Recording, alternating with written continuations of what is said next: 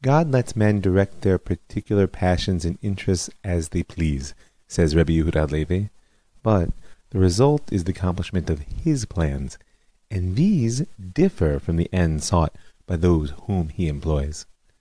Now, I don't know about God's will, but I sure am seeking the end. I'm not just seeking the end, I'm telling the story of the past in order to make a present identity that can get us to that end of which we dream. Because I'm Rav Mike Foyer, and this is the Jewish Story. Episode 10, A Blessing and a Curse. Converso consciousness is going to be a critical element of the coming phase of our story, so we need to get a working definition. We've talked around it for quite some time, but in order to really drill down to what this way of knowing the world means, we have to start by asking a question we've asked before. What did it take to hold on to emunah, to hold on to faith in the face of events of the last 300 years? Now, emunah in its essence, in my eyes, is a depth of God consciousness in the present, its beliefs about the past, and hopes for the future, that messianic vision. And converso consciousness is what emerges when emunah develops over time against a colonizing culture. Now, you might hear that and say that to some degree, that's the nature of exile, and therefore the consciousness that I'm describing really flows from the first Roman colonization. And you would be right to a certain sense, but the converso experience was the immersive phase of the current exile. We were literally swallowed by the nations. And at this phase, one can no longer identify the clear boundary between us and them, which has been the premise of Jewish identity and consciousness since our wall builders way back when with Ezra and Nehemiah. Go back to Series 1 if you don't remember. But if you do recall, they built an identity of us here and them there, which, with all its flaws, is what allowed the Jews to remain the Jews in the face of incredible dispersion and immersion in other cultures. But that wall, or those walls, began to crumble in the face of the converso experience. Suddenly, we are they. By this point in our story, it's been 300 years since that first explosion, which Rav Hasdai Kreskas described as the Lord bent his bow like an enemy against the community of Seville. They set fire to its gates and killed many of its people. Many died to sanctify his name, and many violated the Holy Covenant. And if you recall, the waves of conversion rippled across Spain from that moment until the expulsion 100 years later. And in 1492, those who'd managed to hold fast to their faith were driven across the border to Portugal, only to be baptized en masse 5 years later, their backs hopelessly to the sea. And from the beginning of the 16th century, the Iberian Peninsula was officially Judenrein. It was empty of all Jews. But it was filled with new Christians, as they and their descendants actually became known. The purity of blood laws and the cultural conflict with the old Christians of Spain and Portugal kept these new Christians separate and identifiable as a group. And many clung to their ancestral faith, pushed into a posture of trying to hold a space of consciousness inside of them, which could deny any truth to the actions and professed faith which they were showing on the outside. They would share whatever knowledge they had, and their whispered faith in the law of Moshe and the promise of redemption. Just picture Marina de Avila, a young woman at the end of the 16th century, as the priest raises the host in church, whispering the crypto-Jewish formula, "I see a piece of bread. I worship you, Lord, instead." And over time, even positive expressions of Judaism were increasingly done through a Catholic cultural medium, like the young Isaac de Pinto taught to say Shema whenever he entered a church. So here we have it, an alienation from surrounding culture, built on maintaining a space between consciousness and action. And that's what really makes converso consciousness a colonized way of being. We can add to this the fiery messianic hope, which we've spoken about in previous episodes, the faith in redemption which sustained these people in the darkest places of exile. And there's other pieces, but one critical element of converso consciousness that we haven't really discussed and which will influence much of our story going forward, is skepticism. We've seen along the way in our story the phenomenon of individuals who, when trapped between two warring faiths, basically declared a pox on both their houses and chose neither. And these unassimilated conversos became the true wandering Jew, roaming back and forth between Christianity and Judaism, drifting between them and some sense of universalism. And as such, this unassimilated converso became the precursor of modernity, built on skepticism and the breakdown of any trust in traditional structures. And it's not hard to understand how someone who's neither Christian nor Jew, but rather divided between the two, or once they escaped from the peninsula, possess memories of the one which actually existed inside the other, might be inclined to develop doubts about both, or even to question the foundations of religion altogether. So, dual existence, the passion for redemption, skepticism toward divine truth claims, all go into making up the converso consciousness. Now, from a numbers perspective, you might be tempted to say, yeah, but how many Jews are we really talking about? And it's true that in the early modern period, we've seen the population center of world Jewry shift decisively to Eastern Europe, where the converso experience was marginal at best. But the Jews have never been a people of numbers. And we've seen the conversos spread out across the globe in previous episodes, making their fortunes and finding their freedom in the wake of the Spanish, Portuguese, and Dutch empires. We saw their cross-cultural power in the messianic hope of Rav Menashe ben Israel. We tasted their bitterness over the failure of the modern Pharisees of the rabbinic establishment in the story of Uriel da Costa. And in the last episode, we touched on their role in the mythic explosion of Shabtai Tzvi. And by the way, that story's far from over. You know, when Nathan the prophet received the news of his Messiah's apostasy in early November 1666, he immediately announced that it was all a deep mystery that would resolve itself. Now, the resolution was far from immediate. The false Messiah had ignited something in the mythic imagination of Am Yisrael which would continue to bubble and boil literally for centuries. But the chill wind of rational skepticism began to blow through Am Yisrael at just about the same time, and both will play their role in the coming chapter. You know, Gershom Scholem was the first scholar to note the, quote, immediate attraction with the hidden Messiah had on former conversos, who themselves may have spent a considerable part of their lives in hiding their real identities. In a true sense, this is how converso consciousness really colors this stage of our story, not to mention the world that we still live in. How many of us are hiding our real identities, one way or another? Miguel and Fernando Cardozo were born in the beginning of the 17th century as new Christians in Rio Seco, Spain, and they led the life of educated, wealthy youths, culminating in their attendance at the medical school of the prestigious University of Salamanca. Fernando, at least, went on to a career as a physician, philosopher, a scientist, and actually entered the most distinguished intellectual circles of the capital in Madrid. But the year of the publication of his first major book, a work on Mount Vesuvius, also saw the public burning of 6 new Christians accused of beating a crucifix. A number of them happened to be his neighbors, by the way. And so, in 1648, the brothers fled Spain for Italy, in a story that we know. There, they openly embraced Judaism. Miguel became Abraham, and Fernando became Isaac. Isaac Cardozo continued his intellectual activity and became a leading rationalist defender of Judaism. And his Philosophia Libera, his great work published in 1673, had the following goal. Quote, "We shall investigate nature and its founder, so that from the world and its multitude of things, as if by a ladder, with enlightened and instructed mind, we may be lifted to God, its maker." Isaac Cardozo was not just a Jew, he was a master of the scientific and philosophical tools of his day, and he was determined to use them as a rational defense of his newfound faith.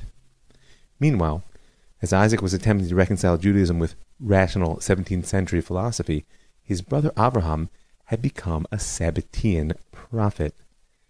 Apparently, unlike Isaac, Abraham was an enthusiast for the Messiah from the outset, which, as we know from last week's episode, hardly made him exceptional.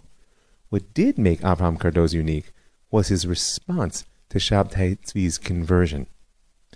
While his brother Isaac heartily mocked the failed Messiah, seeing his collapse as further support for his rationalist rejection of Kabbalah and all other vain superstition, Abraham saw Shabtai Tzvi's apostasy as an essential phase in the process of redemption. It fired his imagination and awoke his pen. Only a Converso could describe the events of 1666 like he did in a letter to his brother. For the King Messiah wanted nothing other than to sanctify God's name. Thus he was anus, violated, forced, in every way and from every quarter. And the reason for our iniquities and the prime secret to which we are obligated by the Torah is that all of us must be anusim, all of us must be conversos before we leave the exile. As is written in the Torah, you shall serve other gods of wood and stone. Therefore, the apostasy, not only of the Messiah, but of all of Am Yisrael, was a necessary part of redemption. And he didn't stop there. Abraham saw Shabtai Tzvi as playing out the mythic drama of redemption on a plane which the human mind could not grasp, as he says in his work, Magen Avraham. Now we must make clear that no creature is able to grasp with knowledge the affairs of the King Messiah, because his knowledge is greater and higher than all who have ever passed through the world, or who ever will. There is no one who is able to comprehend them in any way or manner, because they are profoundly hidden acts of tikkun, of reparation. Well, with such an anti-rational stance, the fight between the brothers was on. Abraham Cardozo began to gather followers, soon declaring himself not only a prophet, but actually the Messiah, son of Joseph, meant to precede the final Redeemer. He wasn't just an apologist for an apostate Messiah, or even just a prophet. He was aiming to overturn the whole nature of Judaism as he knew it. And in order to do so, he attacked the rabbinic establishment, claiming that their opposition to Shabtai Tzvi's mission was because they'd forsaken the true knowledge of God. He went so far as to teach that the Torah as it now exists would soon no longer be necessary. Furthermore, Abraham Cardozo introduced a critical concept into Sabbatean thought, which would reemerge in Jewish thought in general in many ways over the coming centuries. Because he said that in order to achieve this new Torah, there was a need to cast off the yoke of exile and all it involved, quote, negating its religious and institutional forms in order to return to the original fountainheads of Jewish faith. And in their own contradictory ways, the coming movements of Zionism and Reform will make shlilat galut, the negation of exile, an essential aspect of their movements, but it began with Shabtai Tzvi. So, his brother Isaac kept up his rational defense of Judaism, as well as his vocal opposition to his brother's surfeit of mythic imagination, until he passed away in 1683. And Abraham continued his Sabbatean mission until he too died in Cairo 20 years later. But of course the Sabbatean movement didn't die with him. It will keep popping up in our stories. But, most of all, the tension between the rational mind and the mythic imagination, and the question of which one embodied the truth of Judaism, was far too big to die with the Cardozo brothers. Truth of the matter is, Isaac Cardozo's rationalism was quite tame. It was small potatoes relative to the competition. Now, we've spoken about the epistemological breakdown which shook the foundations of Europe in the early modern era. Go back to, I think it was episode 4 in this series if you really want the depth of it. How the empiricists of the first stages of the scientific revolution began to break down traditional thought simply by asking, look through the telescope. Don't tell me what you believe. Describe to me what you see. Because these empiricists believe that only our sensory experience can provide knowledge of the world in which we live. And the new scientific understandings, which the empirical approach offered, one of the primary forces which began to uncouple knowledge from tradition, as we've said. But not everyone shared their belief in the trustworthy nature of observation, and not everyone who disagreed with the empiricists was simply a traditionalist. There was another breed. René Descartes was one of the greatest philosophers and scientists of the 17th century, and he was neither an empiricist nor a traditionalist. He was a rationalist. Now, before you just claim that everybody is a rationalist who acts rationally, we have to define that the rationalist claimed against the empiricists that knowledge does not depend upon sensory experience. Rather, there are two methods by which we can know anything. Number one, we know certain truths as part of our very nature. Truth is part of what we are. Number two, we have a rational intuition that allows us to grasp certain truths intellectually and simply know that they are true. And Descartes wasn't just a rationalist. In his day, he was the rationalist, and he gained this status through a simple but profound change he introduced into the method of rational inquiry. He used doubt to show what was true. Descartes begins his great work, Meditations on First Philosophy, by claiming that true philosophy must begin by discarding any belief acquired from childhood into the present day. But Cartesian doubt isn't just a child's rejection of everything we've been taught. It's a systematic process of questioning the truth of every proposition, be it philosophical assertions, religious doctrines, or even sensory input, in order to arrive at something whose truth lies beyond doubt. This truth will depend on rational intuition, that idea you can discover the truth of a claim just by thinking about it. And Cartesian doubt really was the ultimate tool for uncoupling knowledge from tradition. Nothing is to be taken as a given, not even what we see. This was the method of inquiry, by the way, which brought Descartes to his ultimate realization, cogito ergo sum. I'm sure I said that wrong. I think, therefore I am. And when Descartes reached rock bottom, after doubting everything he believed in, he tried to doubt his own existence, but now suddenly doubt itself proved his existence, since he clearly couldn't doubt if he didn't exist. I think, therefore I am, actually ought to be said, I doubt, therefore I am. That's the postmodern version. And by the way, he then goes on to argue that he, as a mind, a thinking creature, could exist without having a body, and therefore that it's possible in general for minds to exist without bodies. And he thus planted the mind-body split at the formative stages of modern European philosophy. But that's further than we need to go, and I'm very wary of over-philosophizing in this episode. And you might see such thoughts as fascinating, utterly irrelevant, or just a highbrow version of those late-night high school conversations. Dude, how do we know we're not dreaming right now? But the religious powers that be, and the kingdoms which they supported, did not take the undermining of traditional thought and authority lightly. Back in episode 4, we also spoke about the Copernican revolution, and how in his day, Copernicus really didn't make so many waves. Well, apparently the 17th century was less forgiving than the 16th, because in 1633, the great astronomer and scientist Galileo Galilei was condemned as a heretic by the Inquisition and sentenced, to his fortune, to house arrest. And if that's what Galileo got, simply for insisting that the sun was at the center of the universe, what could Descartes expect in return for doubting everything? Fortunately, he'd taken the precaution of removing himself from the reach of the Inquisition before he began to put his doubts down on paper. And we've spoken about Holland as a refuge for conversos fleeing the Inquisition in Spain and Portugal, but it's important to remember that free thinkers of every type also found a safe haven there. Descartes was indeed in Holland hard at work on his first work of philosophy when he heard of Galileo's fate. In a panic, he actually destroyed his book and notes. Apparently, even in Holland, the power of the Inquisition was enough to reduce 4 years of his time and effort to a pile of ashes. So, before we go on, it's critical to get a couple of terms straight for the next phase of our story, because, unfortunately, it will involve a bit of name-calling. Descartes was rightly labeled a heretic to his Catholic faith, at least in its traditional formulation, but the accusations of atheism leveled at him that he claimed there was no God, were nothing more than defamation. Because despite the bold nature of Descartes' doubt, he never outright rejected religion. He even developed a famous proof for the existence of God. If he was an atheist, he was under deep cover.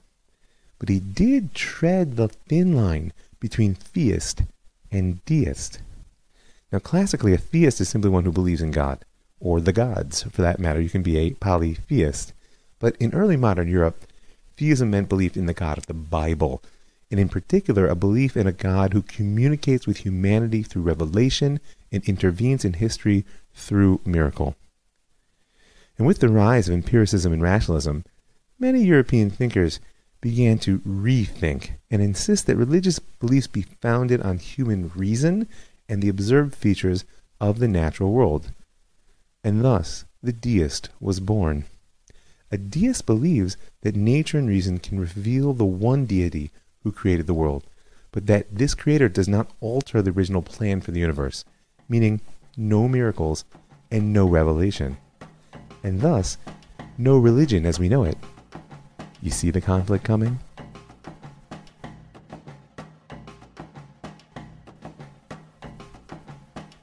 The seigneurs of the Mahmad of the Portuguese nation in Amsterdam, having long known of the evil opinions and acts of Baruch Spinoza, daily receiving more and more serious information about the abominable heresies which he practiced and about his monstrous deeds, have decided that said Spinoza should be excommunicated and expelled from the people of Israel. Cursed be he by day, and cursed be he by night. Cursed be he when he lies down, and cursed be he when he rises up. Cursed be he when he goes out, and cursed be he when he comes in. The Lord will not spare him, but the Lord, his anger and his jealousy shall smoke against that man, and the Lord shall blot out his name from under heaven. No one should communicate with him, nor accord him any favor, nor come within 4 cubits of his vicinity, nor shall he read any treatise composed or written by him. Whew, that's pretty intense. According to the historian Joseph Kaplan, 40 different individuals were put under the ban in Amsterdam between 1622 and 1683, and not a one of them even approached the wrath directed at Spinoza. Many actually only lasted for a day or two. So what exactly were these monstrous deeds of his? By all accounts, before the cherem, before the excommunication, Benedito de Spinoza, or Baruch, as he was known amongst the Jews, both of which of course mean blessed, led the typical life of a child of conversos growing up in Amsterdam in the early 17th century. We know the story. His father Miguel had come to the city in 1627, having escaped from Spain, and was soon a successful merchant, upstanding member of the synagogue, a supporter of the Talmud Torah, where his sons received the first proper Jewish education in his family since 1492. Baruch was the youngest son, and by all accounts, exceedingly bright. His teachers at the Keter Torah Yeshiva included our famous Rav Menashe ben Israel, who could not have failed to notice this star pupil. Legend has it that Spinoza was destined for the rabbinate, though I think that might have simply been the standard assumption about the destiny of any bright youngest son of a successful merchant. But, as we'll see, it was not to be. Young Baruch's elder brother, Yitzchak, died, and at the age 17, Baruch left the Talmud Torah to join his father in business. But his love for learning did not fade, and at age 20, Spinoza began studying Latin with Francis van den Enden. Now, this former Jesuit priest was a notorious freethinker. He was known as a radical Democrat, and by the 1660s, he would be considered a Cartesian, an atheist, and his books had the distinction of being placed on the Catholic Index of banned books, basically a who's who of heretics in the 17th century. And it was van den Enden who gave Baruch Spinoza the gift of Latin, the language of international scholarship, and likely introduced him to modern philosophy, most particularly to the thought of René Descartes. Now, he wasn't the only important figure in Spinoza's development. There was another. He wasn't exactly a teacher in the traditional sense, but it seems, according to many historians, that he served as a willing ear and a partner in conversation as Spinoza's thoughts developed. In the early 17th century, Juan de Preto, was a new Christian of good standing with a doctoral degree in medicine from Toledo University, living the good life on the peninsula. He was also secretly a leading Judaizer, organizer of the Converso underground at the university and elsewhere. But eventually, the Inquisition got wind of his activities, and he managed to escape just in front of them with his life. Now we know that he appears on the registry of the Amsterdam community in October 1655, having pledged 3 florins to the synagogue. And we know also that Preto returned to overt Judaism and took the name Daniel, but he found himself in a painful situation not unlike that of Oriol da Costa, who'd taken his own life, you'll recall, only 15 years before, out of shock at what he found in rabbinic Judaism and the inability to adjust. It wasn't just the rabbis. So in Spain, for Preto, being a Jew had meant the exciting life of the underground, conversos fighting for their existence, sharing words of faith and inspiration, forging the powerful ties that people share when they have such a common fate. In Amsterdam, it meant a system of norms, laws, articles of faith, all of which must be embraced in their totality as an absolute condition of re-entry into the community and into historical Judaism at all. There was very little room for a freethinker, if any at all. Faced with this new situation, Preto found that certain heretical ideas about religion in general, which maybe had been dormant in his mind during his days in the Converso underground, began to bubble up. And he was used to the underground approach to undermining traditional society, and therefore he didn't want to keep his mouth shut. As his friend, and then opponent, Baltasar Orobio wrote about him later, "It is only to you that it so happened to be a fake Christian and a true Jew where you could not be a Jew, and to be a fake Jew where you could be truly Jewish. It may hurt, but it was true. Preto's excommunication would follow only 1 year or so after Baruch Spinoza's, and we can actually pinpoint the cause from the records of the sting operation that the rabbis of Amsterdam set up to trap him. The following is from a report of a student who was sent to lure Preto into expressing his true opinions. On Monday evening before the lesson, as he sat talking to me, he said that there's no reason why we should believe in Moses any more than we believe in Muhammad. Then he asked me whether reward and punishment exist, and I replied, "Is that in doubt? Don't you know that it's one of the 13 articles of faith?" To which he replied sarcastically that up to now, no one's returned from the next world to ask for our help. He especially mocked the wisdom of the sages regarding the resurrection of the dead, saying that such a thing is impossible and defies common sense, so that everything that has been said about the resurrection of the dead is sheer nonsense. He also says that the world was not created, but has always existed in the same form and will continue to exist forever. These were key influences in Spinoza's early life. And between the thoughts of the defrocked priest and the words of the atheistic Converso, we can make a decent guess at what Spinoza's monstrous deeds and abominable heresies may have been. But the truth is, we don't actually know. There's so little evidence from Spinoza's life before excommunication. The ban itself never tells us. There's no evidence in previous records of the community, and Spinoza left no records of his early life. There is, however, one account, discovered by historians in the archives of the Inquisition in the 1950s, a letter from Brother Tomas Solano y Robles, who traveled through Amsterdam in 1658 and reported on the life of the conversos he found there. He reports having met Spinoza and Juan de Preto after their excommunication, and he says that they told him they had been observant of Jewish law, but they'd changed their minds. They claimed to have been expelled from the community for saying that the law of Moses was not true, that the soul was not immortal, and that there was no God, except in a philosophical sense. Now, maybe that doesn't sound so shocking to you, but the rabbis and the lay leaders of the community of Amsterdam had labored tirelessly for decades to reclaim their people from spiritual exile and to set their children on a solid foundation of Jewish tradition. Remember, the Amsterdam Jewish community was unique at this stage in that the vast majority of its members had actually been born as Christians.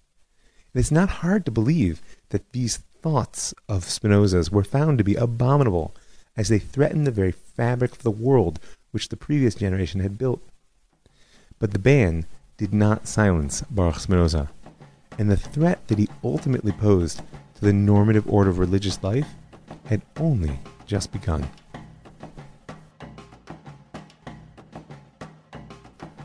And so Baruch de Spinoza became Benedict Spinoza. Both names, of course, still mean blessed.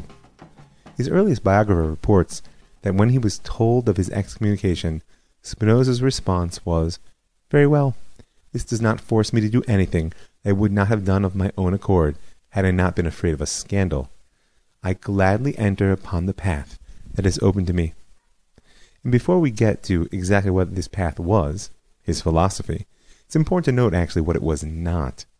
Spinoza lived the life of Converso consciousness, but not as we know it from Spain.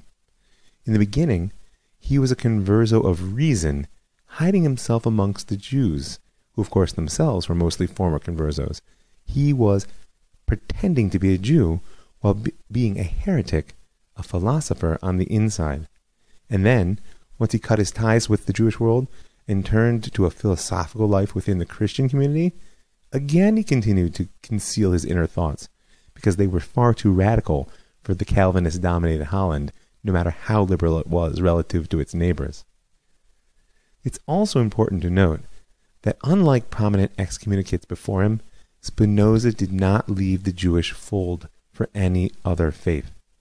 He had many close friends from dissenting Christian sects, and was even buried in a Christian graveyard, but he never accepted baptism nor joined any Christian church. And in that sense, Baruch Spinoza was the first secular Jew. So, what did he think? Now, I'm going to give you my typical caveat. I'm not a scholar of Baruch Spinoza, nor do I think that you want to sit through an exposition of his multiple works. But I can tell you that Spinoza's tour de force as a philosopher was a general introduction, of course, to Cartesian thought, written at the request of his friends and students. He synthesized and represented Descartes' rationalism in a geometric format, meaning axioms, definitions, and demonstrations. The Euclidean approach would actually later define Spinoza's great work, the Ethics. And the publication of The Principles of Philosophy of René Descartes, demonstrated according to the geometric method, brought Spinoza his first fame as a philosopher. But he was wrongly labeled a Cartesian. And as we'll soon see, while Descartes had to split the world in two in order to solve his philosophical dilemma, Spinoza would take the Jewish way out by claiming that there is no God and world, that there's only one thing. So his work on Descartes may have brought Spinoza recognition, but ultimately it was a distraction. He was not a Cartesian. At this point, he was hard at work on an exposition of his own thought, which would ultimately only be published after his death. And, by the way, it would be considered so foundational to rational philosophy that the great philosopher Hegel himself would say that to be a follower of Spinoza is the essential commencement of all philosophy. But the Ethics was only published posthumously because the political events of the day caused Spinoza to take another stand. History has handed down to us an interesting detail from Spinoza's life, that the ring he wore was engraved with the warning, "Carefully." Just imagine the weight this word must have held for the child of refugees from the Inquisition, who himself had chosen the life as a converso of reason.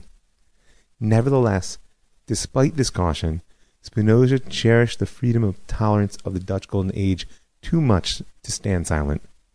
You know, the 13th article of the Union of Utrecht, which brought the Republic into being, had promised, quote, "every individual should remain free in his religion, and no man should be molested or questioned on the subject of divine worship." And when Spinoza saw this commitment beginning to waver in the face of a rising tide of nationalist politics and conservative religion, he could not remain silent.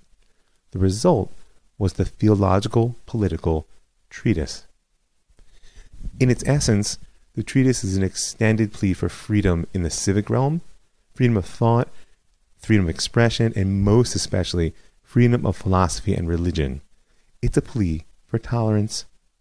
And Spinoza identified the chief enemies of such grand goals as the power which superstition holds over the minds of men and which ecclesiastic authority holds over their lives. Because in his eyes, the two worked together. Spinoza called the treatise a defense of true religion, and it really consists of a critical deconstruction of what passes for religion amongst most people, and as such, you can imagine, was not always well received. So he begins with a brief natural history of religion, meaning Christianity and Judaism, which he defines as nothing more than organized superstition. Religion, as we know it, says Spinoza, is not grounded in reason, the holy grail of this rationalist philosopher, but rather in the passions of hope and fear. Hope for material good to come, and fear of loss and death in particular. And superstition, according to Spinoza, is the ignorant man's way of explaining the world and attempting to control it. Since he lacks true reason, therefore he allows the imagination to give order to the world, and furthermore, Spinoza says his fear engenders, preserves, and fosters this superstition, and it's the origin of what he calls spurious religious observance. Right? This type of ritual action that rationalists saw in religion as an attempt to gain illusory control over the world. Spinoza also points out that there is a very particular class of people who have quite a bit to gain from stabilizing and regularizing such sort of proto-religious acts into a systematic relationship with nature. And those are the priests. And thus the result of that power dynamic and superstition is what we call organized religion. It gets harsher. So Spinoza also points out that behind all organized religion lies what he considers an irreverent and false conception of God. And this is the notion that God is a rational agent like you and I, that God is basically a character, granted one who transcends nature, but nevertheless one with purposes and expectations, who commands and judges all the things, of course, that biblical religions take to be true. And in order to deal the death blow to this conception of God, which he considered idolatrous, and to the sectarian religions, which he considered a threat to human freedom, Spinoza went for the throat, or rather for the foundation, because Spinoza was one of the fathers of modern biblical criticism. In his Guide for the Perplexed, the Rambam, great sage of the 12th century, Maimonides, describes a prophet in the following terms. Quote, his imaginative faculty, which is as perfect as possible, acts and receives from the intellect an overflow corresponding to his speculative perfection. This individual will only apprehend divine and most extraordinary matters, will only be aware and achieve knowledge of matters that constitute true opinions and general directives for the well-being of men. To Maimonides, a prophet is someone who knows everything a philosopher knows, he has his speculative perfection, but whose holy imagination allows him to grasp connections and see a scope of reality which the philosopher will miss. Now, Spinoza believed he must kill this notion of the prophet-philosopher in order to set philosophy free from religion and to protect society from organized superstition.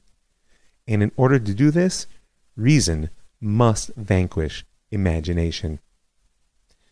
In opposition to the Rambam, he asserts, those with a more powerful imagination are less fitted for purely intellectual activity, while those who devote themselves to the cultivation of their more powerful intellect keep their imagination under greater control and restraint. In Spinoza's eyes, the prophets may have been people of high moral character and certainly of extraordinary imagination, but they were not philosophers, and therefore their words held no ultimate truth other than the basic moral principle of loving one's neighbor.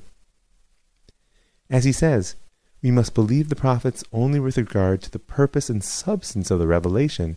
All else one is free to believe as he will. Now, Spinoza doesn't dismiss the importance of prophetic teachings, but he sees them as directed toward the moral improvement of the ignorant masses. They're better than raw superstition. He sees them as fictional stories which are a better guide for the average person than rigorous philosophical proofs that he himself chose. It was not enough for Spinoza to downgrade the wisdom of the prophets to a product of moral imagination and make it inferior to reason. As he says, I quote, "On every side we hear men saying that the Bible is the Word of God. We see that nearly all men parade their own ideas as God's Word, their chief aim being to compel others to think as they do while using religion as a pretext. The chief concern of the theologians as a whole has been to extort from the Holy Scripture their own arbitrarily invented ideas for which they claim divine authority." So, if he's to free the body politic from the threat of sectarian religion, Spinoza knows he must do more than downgrade the prophets. He has to disarm their most potent weapon, the Bible as the Word of God. And, for better or worse, he'd been well educated for the task. Unlike other, mostly Protestant biblical critics of his day, Spinoza was fluent in the Hebrew language. And furthermore, the teachers of the Talmud Torah in Amsterdam had introduced him to the full range of medieval commentators. And following certain hints he found there, particularly in the Ibn Ezra, if you're curious about it, you can send me an email, and building on his own grammatical knowledge, Spinoza came to the radical conclusion that the Bible was a perfectly natural human document, that the 5 books of Moses were not written by Moses, and even though there may have been a Mosaic core to the Hebrew Scriptures, they'd passed through many hands and generation and much corruption before they reached our own. He actually calls the Bible a mutilated text, and furthermore identifies Ezra, that great 6th century leader of the Return to Zion, that 6th century before the Common Era. He identifies him as the final editor of the Bible as we know it. Now, Spinoza's arguments for the deconstruction of the text are long and involved, and there's really no reason to review them all here. And furthermore, you should know there are many more points in the theological political treatise about the nature of God, the nature of religion and politics that we're simply not going to touch on.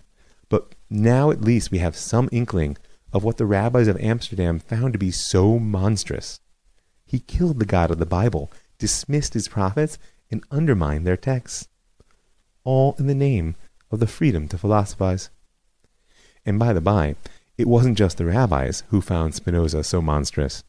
After all, he had defined the ceremonies of all organized religions, Judaism and Christianity, as empty and meaningless practices. They have nothing to do, he said, with true piety, which Spinoza defined as love your fellow human beings and treat them with justice and charity. According to him, that's all that's essential to the true religion. Everything else is just superstition. The imagination run wild. As you can imagine, after its publication, the treatise was condemned by political and religious authorities across Europe as a book forged in hell. That's a quote. It was printed anonymously originally, and even in the later printings had to have false cover pages, and still had to be smuggled into certain countries. But despite the opposition, its message spread like wildfire, and all the authorities of Europe were up in arms against it. It seems, in fact, that the only thing which Catholics and Jews, Anglicans, Lutherans, and Calvinists could all agree on in this contentious age of religious war was that the real threat to society lay in godless works like Spinoza's theological political treatise. There is so much more we could say about Spinoza's thought and its long-term impact. It is beyond question that his willingness to boldly go where no man had gone before in the name of tolerance and truth made him one of the fathers of the Enlightenment. I just want to touch on one last point. We mentioned earlier the injustice in the label of atheist which was applied to Descartes. Well, Spinoza was tarred with that brush as well, and it deeply wounded him. And rightly so. Spinoza devoted his whole life to God, just not in the way of his religious contemporaries. There are 2 statements from the Ethics, Spinoza's great work which really explains his own thought, published after his death in 1676, that can help us locate, and perhaps even identify Spinoza's God. The first is from the prelude. That eternal and infinite being we call God, or nature, acts from the same necessity from which he exists. The other one is from the first section, the 18th quote. God is the immanent, not transitive cause of all things.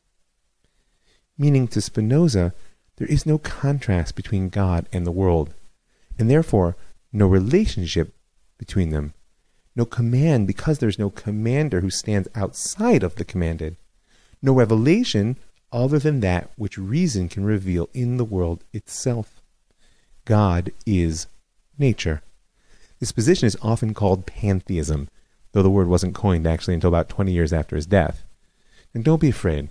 We're not about to take a deep dive into theology. But by the way, if you want to talk a little bit more about it, you can always drop me a line at robmikefoyer@gmail.com. Spinoza's claim was that there was only one substance to existence, which all attributes inhere, and that this substance has two names, God or nature. And that's not a rejection of God. And in fact, it wasn't even a rejection of the notion of salvation, because the fifth and final book of the Ethics, where its whole essence and goal are expressed, actually offers a way to the salvation and even the eternity of the soul in a sense, just one that challenges all established religious and mystical beliefs. Because unlike other modern philosophers, Spinoza never gave up on the absolute spiritual goal of religion. He just thought that reason itself was the proper tool that led to these goals. And remember, Spinoza's notion of reason was not your everyday rationality. It was what he called scientia intuitive, a scientific intuition. It's not simply analytical and descriptive. Rather, it's a holistic comprehension that offers an unmediated knowledge of God or nature. We understand God from within. And Spinoza may have secularized religion in order to fight what he saw as the irrationality of the imagination, but he also sanctified reason by making it the path not just to knowledge, but actually to a connection with God and therefore salvation. Now, for better or worse, for all his contributions to Western thought and his ultimate influence on European culture as a whole, Spinoza's impact on the Jewish world of his day was nil. When he died in 1676, the resurgence of Sabbatean heresy was far more on the minds of Jewish leadership than some obscure philosopher who'd been excommunicated in Amsterdam 20 years ago. And our friend Abraham Cardozo had just begun to stir up the mythic imagination of the masses in 1676. And he would condemn his brother Isaac as a philosopher, a scientist, and therefore heretic who had the audacity to demand a rational explanation for everything, and was therefore ready to dismiss the sayings of the sages of Israel, including the Torah, if they lack such grounding. One has to wonder what he would have said about Spinoza. And the battle within the soul of Am Yisrael between the holy imagination and the light of reason is far from over in this age. There is a struggle which lies ahead. In fact, a polarization. The modern world is going to be marked by a growing sense that one has to choose sides between these two ways of knowing the world.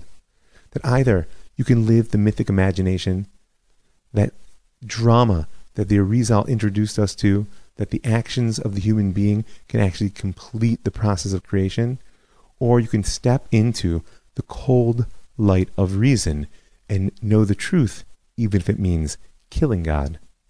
And this, despite the fact that the Rambam says that only reason and imagination together can bring prophecy. Now, I want to end with a final note about Spinoza's pantheism. Because the truth of the matter is, for Am Yisrael, the identification of God with nature wasn't a chiddush. It was actually not Spinoza's original thought. Ever since Rav Abraham Abulafia, who I hope you remember, back in 13th century Spain, the Kabbalists have paid close attention to the fact that the gematria, the numeric value of the words Elohim, which means God, and Hateva, which means the nature, are exactly the same. Now, the idea has undergone much evolution and found varied expression, But in essence, what the mystic tradition is trying to teach is that nature is a contraction of the infinite. Nature is the divine in a contract and therefore comprehensible form. But don't make the mistake. You can contract the world in order to know it, but that doesn't mean that there's not something which lies beyond our knowing. And there's a new iteration of holy imagination which lies just on the horizon of our story, one which will strive to relate to God as both immanent and transcendent, as one who fills the world and yet surrounds it as well. And in my opinion, this path will ultimately open the door to a uniting of reason and imagination in the service of God.